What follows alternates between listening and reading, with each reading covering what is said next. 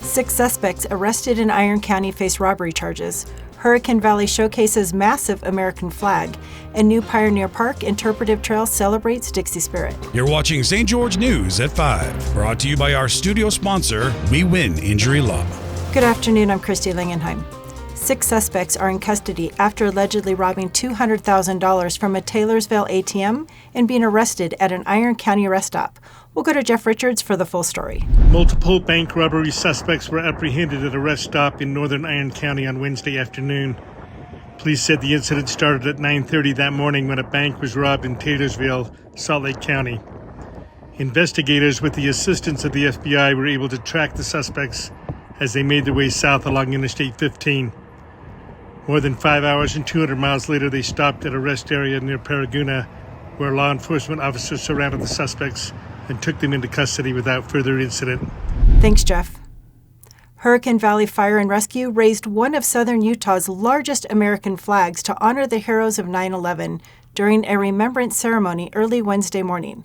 Here's Cody Blowers with more details. On Wednesday, a massive 50-foot by 80-foot American flag was hoisted onto a crane and in full display for Patriot Day, the second annual event in honor of the lives lost and the heroic efforts in the 9/11 attacks that downed the Twin Towers on September 11th of 2001. The event was held at Hurricane Valley Fire District Station 241 in Hurricane off of State Street, where dozens gathered for a hot pancake breakfast and a performance of the national anthem, as well as a bagpiper playing Amazing Grace. Here is Deputy Chief Cole Furley with more.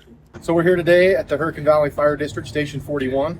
We are here to commemorate those who lost their lives in 2001 when the Trade Centers fell and the terrorist attacks on our country. So we brought out a really big flag. We've got a flag that measures 50 feet wide by 80 feet long. We can give a special thanks to Steve and Cindy Gilbert, as well as Roosh Machine, for bringing their crane out. We're using this to help everybody remember what happened on this special day, 2001, and why we should never forget. And Furley also wanted to give a big shout out and a thank you to the Marty and Amy morning show on Coney Country, running so many announcements on the radio, which help participation at the event, one that Furley hopes will continue to grow year after year. The gathering will close with the illumination of the flag just after dark. Thanks, Cody. Now we'll head over to Sheldon and Amy for your favorite weekend adventure guide. That's right, so many great things happening. It's a big weekend for events right here in southern Utah. It's the 90th annual Dixie Roundup Rodeo. It's happening, starts on Thursday. Yeah, we're here at the Sun Bowl right now, and it's going to be packed and wild 3 days of great rodeo. And let's not forget, Dixie Day has been going on all weekend long, and it ends on Saturday. Oh, Dixie Day is right here. Downtown St. George is where you want to be all weekend long. And for a full list of events, see our TGIF listing on stgeorgenews.com. Now back to you in the studio. Yeah. Thanks, Sheldon and Amy. Daisy Wright, a Dameron Valley native, has returned home to star as Anna in Disney's Frozen at the Tuacahn Center for the Performing Arts.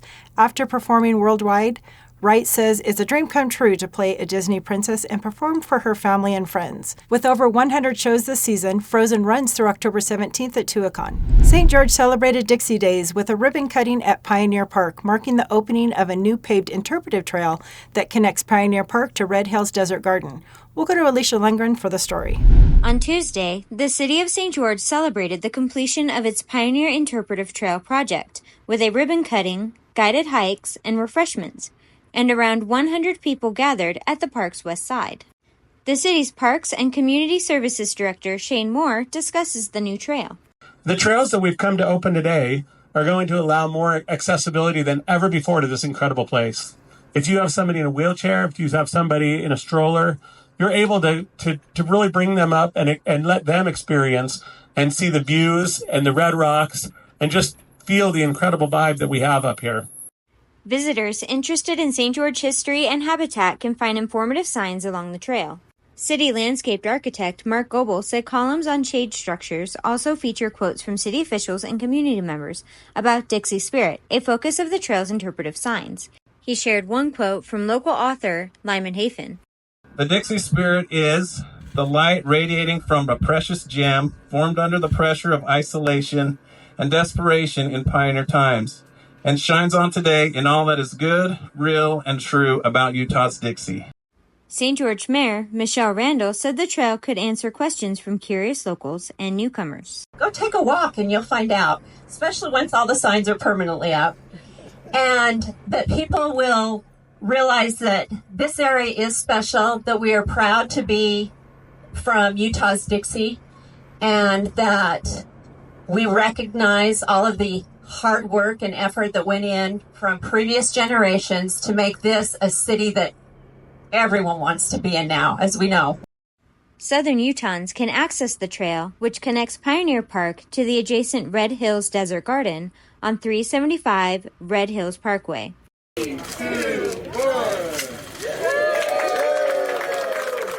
Thank you for watching St. George News at 5. To learn more about our studio sponsor, We Win Injury Law, go to wewininjurylaw.com.